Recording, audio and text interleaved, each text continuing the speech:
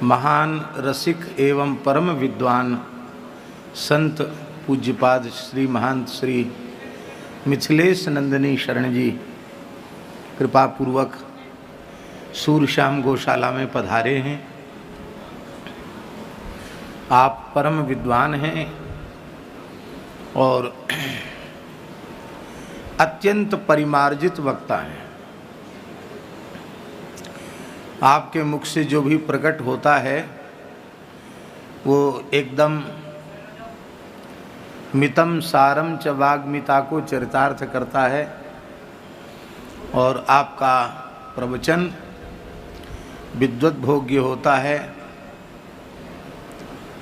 हमारे श्री रामानंद संप्रदाय के वैष्णव जगत के आप गौरव हैं। परम श्रद्धे पूज्य आचार्य गुरुदेव श्री कृपा शंकर जी महाराज का उत्सव आज से शुरू हुआ है, कल से श्रीधाम वृंदावन में फोगला आश्रम में आरंभ हुआ है। 3 दिन की दास की भी सेवा है।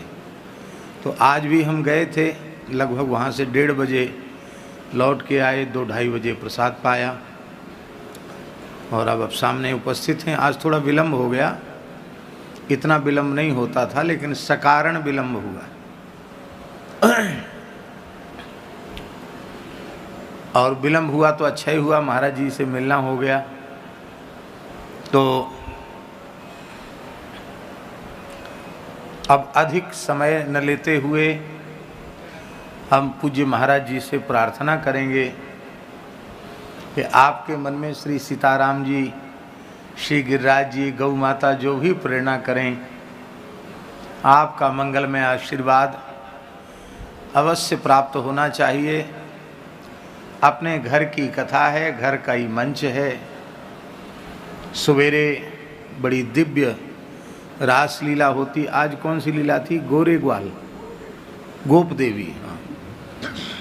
आज गोप देवी लीला थी। मध्याह्न में प्रसाद और श्रावण मास के चातुर्मास के अनुष्ठान भी चल रहे हैं और अपराह्न काल में लगभग 4:30 बजे से क्रमिक श्रीमद् भागवत का जो प्रवचन चल रहा है, यह सूरश्याम गो आराधन महोत्सव का 19वां वर्ष है और श्लोक क्रम से भागवत जी की कथा चल रही है। आज से शुक रामायण का आरंभ होगा। तो हम लोग बड़े भाग्यशाली हैं, महाराज जी विराजे हैं। हम महाराज जी के चरणों में प्रार्थना करते हैं कि आप अपना मंगलमय आशीर्वाद हम सबको प्रदान करें। श्री सीतारामचंद्राभ्यां नमः। श्रीमते रामानंदाचार्याय नमः। श्री गुरुभ्यो नमः। यः पृथ्वी भरवारणाय दिविजयी संप्रार्थितश्चिन्मयः संजातः पृथ्वीतले रविकुले माया मनुष्यो व्ययः निश्चक्रं हतराक्षसान् पुनरगात् ब्रह्मत्वमाद्यं स्थिरां कीर्तिं पापहरां विधाय जगतां तं जानकीशं भजे। भगवान श्री सीताराम जी के अनुग्रह से, श्री हनुमान जी महाराज के अनुग्रह से, श्री सद्गुरुदेव भगवान की कृपा से यह अलभ्य लाभ दास को सुलभ हुआ। पूज्य आचार्य जी की स्मृति को कारण बना करके श्री वृंदावन धाम की यात्रा का सुयोग बना और उसमें भी विशेष मणिकांचन योग। वहाँ आकर के दास दर्शन करके कदाचित लौट जाता, पर आचार्य चरण की पूज्य श्री महाराज जी की ऐसी कृपा, ऐसा अनुग्रह हुआ कि दिन में भी वहाँ वाणी सुनने का सौभाग्य मिला। और अभी यहाँ श्री सूरश्याम गौशाला में आकर के श्री महाराज जी के दर्शन का, सान्निध्य का, गौ माता के दर्शन पूजन का और पूज्य श्री ठाकुरदास बाबा के समाधि का, उनके विग्रह का दर्शन पूजन श्री महाराज जी के पीछे चल करके करने का अवसर मिला। दास के कुछ कहने का ये प्रसंग नहीं है। पूज्य गुरुदेव बारंबार ये बात निर्देश करते थे, जब भी सभा में मंच पर कहीं बुलाया जाए दास के गुरुदेव श्री राजगोपाल के पूज्य श्री महाराज जी, और कथा के पूर्व में या विराम में आए हुए संतों मनीषियों से आयोजक आग्रह करते थे और सभी महापुरुष कुछ कुछ बोलने लगे। प्रायः कथा के बाद बहुत देर तक तो दास के पूज्य गुरुदेव इस बात पर रोष प्रकट करते थे कि देखो, सुनने आए हो, जो सुनकर बोलना प्रारंभ कर दे उसका सुनना तो व्यर्थ हो गया। सुन करके मौन हो जाए, उसका मनन करता रहे, उसका चिंतन करता रहे और इस बात पर ध्यान एकाग्र करे, ऐसा अनुशीलन करे कि यह जो सुना गया है मुझ में कितना ये है, कितना इसको अंगीकार करना है, इस पर कितना और अभ्यास करना है। श्रवण मनन और निधिध्यासन की परंपरा है। श्रवण करने के तुरंत बाद फिर कोई वाचन करने लगे। और हम सब के आचार्य पूज्य श्री महाराज जी, दास तो रसिक परंपरा का एक बालक है, कोई अधिकार नहीं है और उस परंपरा में प्रवेश करने, रस रीति की चर्चा करने का अधिकार भी नहीं है। ये तो सद्गुरुदेव का अनुग्रह है। हम लोग नित्य जिस परंपरा की वंदना करते हैं उस परंपरा को इस बात का श्रेय है कि वे जिसको अपनाएं उसको धन्य कर दें। प्रभु अपने नीचो आदरही, तो उसमें प्रवेश मिल जाए, वो उपासना प्राप्त हो जाए। नित्य रसिकों की परंपरा है, कोई भी मंगल उत्सव हो, जन्मोत्सव मनाएं, विवाहोत्सव मनाएं, आचार्यों का उत्सव करें। महाराज श्री नित्य पद से प्रारंभ होता है, नमो श्री अग्रस्वामी पदकंज। श्री अग्रस्वामी की वंदना करनी है, उसके बिना रसरीति में प्रवेश नहीं। आचार्यों की वाणी गाने का भी अधिकार मिलेगा जब श्री अग्रस्वामी की वंदना कर लेंगे तब। पूर्वाह्न में श्री महाराज जी ने अनुग्रह करके भक्तों की प्रीति प्रतीति और रीति की चर्चा की। नित्य श्री अग्रस्वामी की वंदना करते हुए हम लोग सुनते हैं, प्रीति रीति प्रतीति लली पद, युगल प्रिया ही ये तमस विधुंज। लक्ष्मण किला के संस्थापक पूज्य स्वामी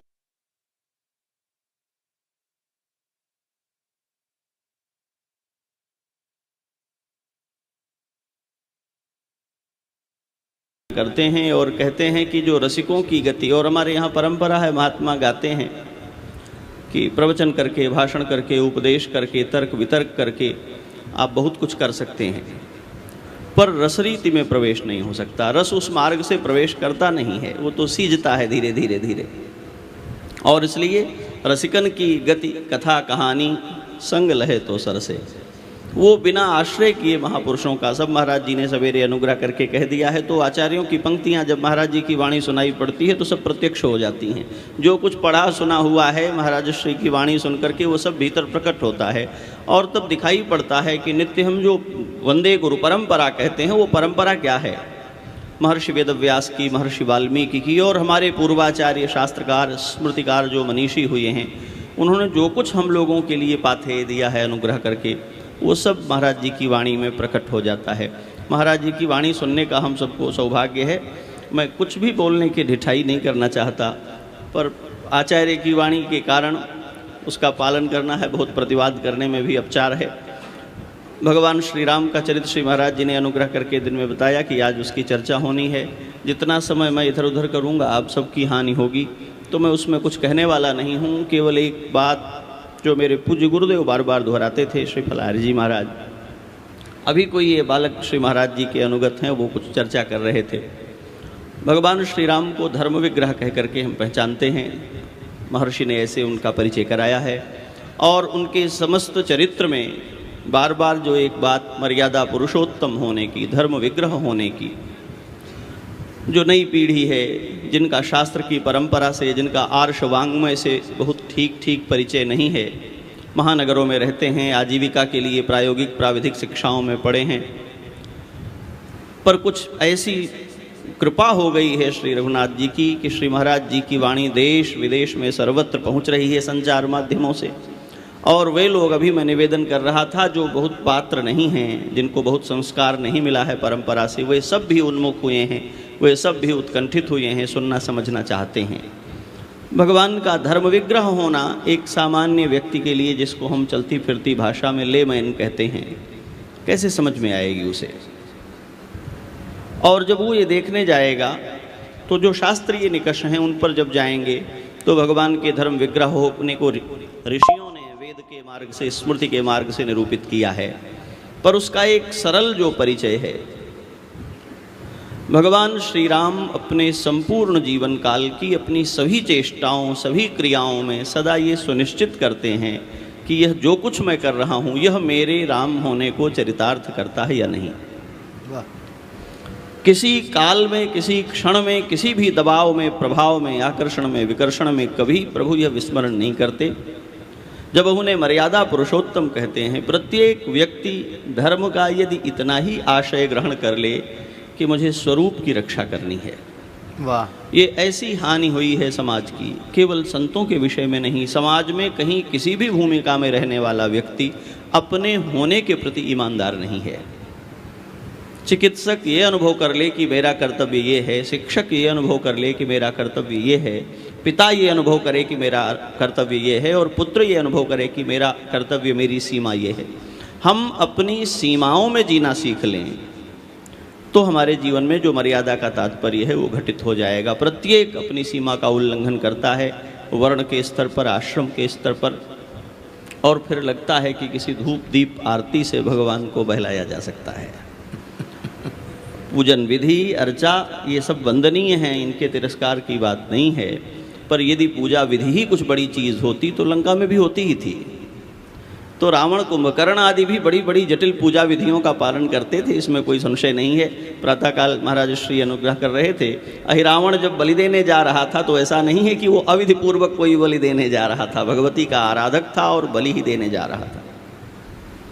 तो जब तक अपने स्वरूप की रक्षा किए बिना, जब तक अपने स्वरूप को ठीक ठीक पहचान करके उसमें अपनी निष्ठा स्थिर किए बिना कोई शक्ति की साधना करेगा, तो पुराण की कथाएं कहती हैं कि असुरों ने भी बहुत तप किए हैं, तप से शक्ति मिलती है, पर वो आपको श्री राम का अनुगत नहीं बनाती, धर्म विग्रह नहीं बनाती है। तप से शक्ति प्राप्त हो जाएगी, पर उस शक्ति का उपयोग, उसका विनियोग कहाँ हम करने वाले हैं। भगवान श्री राम सर्वत्र जहाँ कहीं कोई प्रसंग उपस्थित होता, भी क्या आयु है, महाराज जी ने अनुग्रह किया प्रातःकाल तो कहा भगवान 15 वर्ष, किन्हीं महापुरुषों ने 12 वर्ष भी कहा। पुष्प वाटिका में श्री किशोरी जी का प्रथम बार जब उनके मुखचंद्र का दर्शन श्री रघुनंदन को हुआ और मुग्ध हो गए, वैसी मुग्धता की अवस्था में, वैसी विहुवलता की अवस्था में, उसी क्षण में भगवान के अंतःकरण में ये बात प्रकट होती है कि ये मुग्धता मेरे अनुरूप है क्या। वाह, मैं रघुवंश का बालक हूँ और प्रथम दर्शन में किसी कन्या को देखने के बाद मेरा चित्त अनुरक्त हो गया है। ऐसा ही तरल कहीं भी बह जाने वाला मन रघुवंशियों का होता है क्या। कोई आचरण करते हुए एक किशोर को अपने चित्त में ये बात याद आए कि यही मेरे पूर्व पुरुषों का, यही मेरे पूर्वजों का चरित्र रहा है क्या। रघुवंशन कर सहज सुबाऊ, मन कुपंथ पग धरे न काऊ। और 15 वर्ष के श्री रघुनंदन श्री जानकी जी को देख करके विह्वल होते हैं, तो उसी क्षण में उनको अपने पूर्वजों का चरित्र और अपनी सीमा का स्मरण हो जाता है। और वे भगवान जिनका नाम लेकर के सबके अपराध का परिमार्जन हो जाता हो, वे अपने को अपराधी अनुभव करते हैं।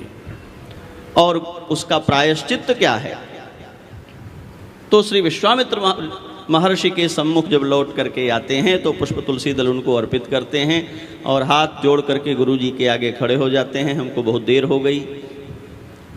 कोई बात नहीं, गुरु जी तो परम उदार हैं। कहा नहीं नहीं, बात बतानी जरूरी है। देर इसलिए हो गई कि तुलसी दल तो मिल जाता, पुष्प तो मिल जाता, हम थोड़ी देर के लिए वहाँ विलंबित हो गए थे। क्यों कहा, मिथिलाधिपति की कन्या श्री जानकी गौरी पूजन करने आई थी पुष्प वाटिका में, उनको देखने में हमें विलंब हो गया है। क्यों, जब तक आचार्य के सम्मुख जाकर के अपनी क्रिया का निवेदन नहीं कर देंगे तब तक इस अपराध का परिमार्जन नहीं है। मैं रुक गया हूँ जिस सेवा में गया। तो जटायु जी को भगवान अपने अचिंत्य वैभव से वहाँ भेजते हैं जहाँ चक्रवर्ती जी महाराज विराजे हैं, और कहते हैं कि आप जाइए, पर एक प्रार्थना है। क्या, जब आप मिलेंगे पूज्य पिताजी से तो संवाद तो होगा और सब समाचार उनसे आप कहिएगा, पर ये मत कहिएगा कि आपकी पुत्रवधू का हरण किया है किसी राक्षस ने और आपके पुत्र वन वन में भटक रहे हैं। क्यों, कहा ये मेरे होने के अनुरूप नहीं है। ये समाचार पिताजी को मिले, पर थोड़ी देर से मिले, जिससे उनको अपने पुत्र पर अपने पुत्र होने का गौरव बना रहे। वाह, सीता हरण तात जनि कहो पिता सन जाई, क्यों कह जो मैं राम तो कुल सहित कही दसानन आया। यह मेरे राम होने को प्रमाणित करने वाला होगा, इसलिए ऐसा नहीं। श्री विभीषण जी महाराज आते हैं, भगवान के सब सलाहकारों ने कह दिया है कि महाराज इसको रखने लायक नहीं है, राक्षस है, ऐसा है वैसा है, विभिन्न प्रकार की बहुत सुंदर चर्चा है, मैं उसमें जाऊंगा नहीं। गोस्वामी जी महाराज बहुत सुंदर एक पंक्ति रखते हैं वहाँ कि ठाकुर जी ने किसी के भी सलाह का, किसी की भी राय का, किसी के सुझाव का तिरस्कार नहीं किया है। माना कि आप सब ठीक ठीक बातें ही कह रहे हैं, कहने योग्य कह रहे हैं, किंतु मैं क्या करूं, मैं राम हूं। सुनो सखा निज कहूँ सुभाऊ, जान भुसुंडी शंभु गिरिजाऊ, जो नर होई चराचर द्रोही, आवय शरण सभय तकी मोही, तजी मद मोह कपट छल नाना। आज यदि किसी कूटनैतिक राजनैतिक दबाव अथवा चिंतन में विभीषण की शरण का मैं तिरस्कार करूंगा तो मेरा राम होना व्यर्थ हो जाएगा, क्योंकि मेरे पूर्वजों की प्रतिज्ञा है, मैंने कभी शरण में आए हुए का परित्याग नहीं किया। छल करेगा तो फिर उसका समाधान करेंगे। एक बात श्री रघुनंदन के चरित्र से हमारे चित्त में, हमारे अंतःकरण में आ जाए कि बहुत बड़ी बड़ी प्रतिज्ञाएं, बहुत बड़ी बड़ी सिद्धियां और आराधन हमसे न बने। अपने आप से हम पूछें कि हम क्या हैं, और अपने जीने बरतने में अपने उस होने के साथ हम कितना न्याय कर पाते हैं।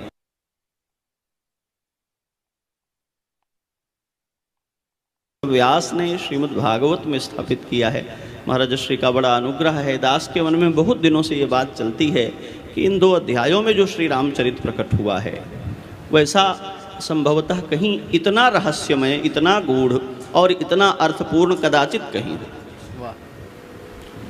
ऐसा कहने वाला कोई, हम लोग कई बार दिव्यताओं को अतिरंजित करते हैं, उनको अलंकृत करते हैं और उनकी मौलिकता सामान्य व्यक्ति के जीवन से दूर हो जाती है। जो महान हैं, जिनकी आरती पूजा होती है, उन्होंने उस महानता की यात्रा में क्या सहा है, ये भी हमारे सामने आना ही चाहिए। नहीं तो आकर्षण, महाराज श्री का यह वैभव देख करके बहुत सारे लोग ऐसा वस्त्र पहन सकते हैं, ऐसी ही माला, ऐसा ही आसन बना सकते हैं, पर यह होने में कितना तपना पड़ता है। जब तक इससे किसी का साक्षात्कार नहीं होगा तब तक यह नहीं हुआ जा सकता है। तब तक जो कुछ हुआ जाएगा उस होने में छल विद्यमान रहेगा। हम महापुरुषों की महानताओं, दिव्यताओं को अतिरंजित करते हैं ताकि उनमें लोगों की प्रवृत्ति हो, पर उनके जीवन का जो तप है, स्मरताम हृदय विन्यस्य विद्धम दंडक कंटकैहि, ऐसा कहने वाला क्या अवदान है भगवान श्री राम का। उनके समग्र जीवन को लेकर एक संदेश बनाया जाए उनके अनुगत लोगों का, तो वो क्या है। कहा, जब सतपथ पर चलते हुए तुम अपने पाँव के कांटे, अपने घाव गिनना बंद कर दोगे तभी श्री राम के अनुगत हो। यदि राजधानी और मुकुट देख करके श्री राम की ओर बढ़े हो तो पता नहीं कितने दिन उनके पीछे चलने वाले हो।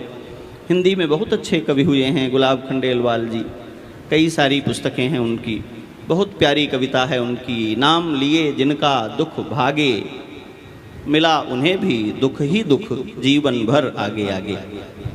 लंबी कविता है, एक छंद में कह करके प्रणाम करूंगा। सब कुछ ठीक हो गया, रावण को मार करके लंका में विभीषण जी की प्रतिष्ठा हुई, सबको लेकर के भगवान अयोध्या आए, दिव्य राज्याभिषेक हुआ, सब ने मिल करके भगवान की जय जयकार की और सर्वत्र मंगल है। तब कहते हैं, गूंजी ध्वनि जब कीर्ति गान की, फिर चिर दुख दे गई जानकी। कोई ऐसा अवसर है जहां भगवान श्री रघुनंदन बैठ करके केवल आनंद विलास कर रहे हैं। हम रसिकों के पास है बृहद कौशल खंड श्री महाराज जी की वाणी में सुन लेंगे, वो एक प्रसंग, पर उसमें सबका अधिकार नहीं, सबका प्रवेश नहीं। तो जो भगवान का जीवन है, गूंजी ध्वनि जब कीर्ति गान की, फिर चिर दुख दे गई जानकी, मांग उन्हीं से शक्ति प्राण की, मन तू सुख क्या मांगे। श्री रघुनंदन का जो चरित्र है वो सुविधा मांगने के लिए, वो सुख मांगने के लिए नहीं, बल्कि यह मांगने के लिए है कि हे प्रभु, हे श्री रघुनाथ जी, जीवन की ऐसी विपदाओं की अविच्छिन्न श्रृंखला में जिस प्रकार आप चलते गए और एक तिल भी अपने स्वरूप, अपने धर्म से आप कहीं विचलित नहीं हुए, आपका आकर्षण हमको वैसे ही आपके पीछे पीछे चलाता रहे, इस बात की प्रार्थना करते हुए कुछ अधिक समय मैंने ले लिया, इसका संकोच व्यक्त करते हुए बारंबार श्री महाराज जी के चरणों में वंदन प्रणिपात। इस दास को आप ऐसी बड़ाई बहुमान दे रहे हैं, इसका पात्र नहीं, यहाँ बैठने का भी पात्र नहीं, पर आचार्य का आदेश और लालसा तो सब जो छोटे होते हैं उनको यही होती है कि बड़े के पास पहुँच जाएं। तो यहाँ बिठा लिया गया, तो मैं भी यहाँ बैठ गया हूँ। बारंबार दंडवत प्रणाम।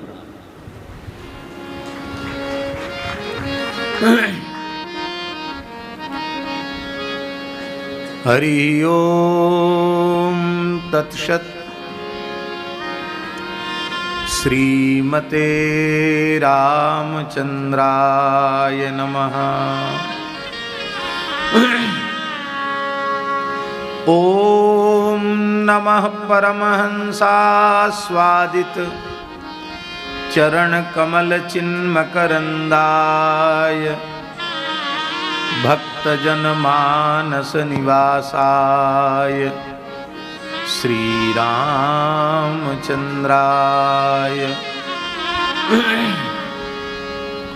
वागीशायस्य वदने